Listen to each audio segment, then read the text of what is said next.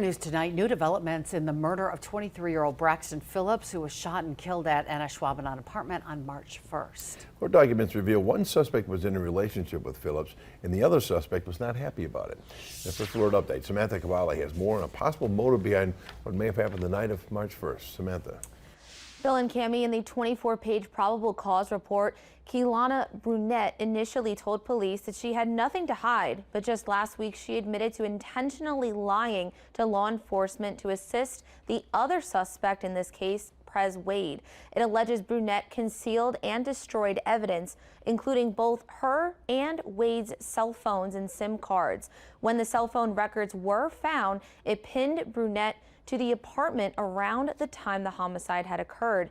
Now, through text messages that were discovered, it was determined that Prez Wade was upset with Brunette and Phillips' relationship. Brunette is the mother of Wade's child. Phillips was Wade's best friend.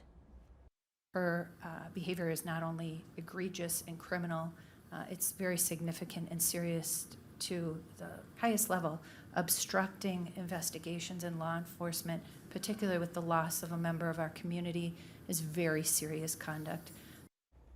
Now, Wade, who was in custody for months on other charges, is now awaiting an initial appearance in this homicide case.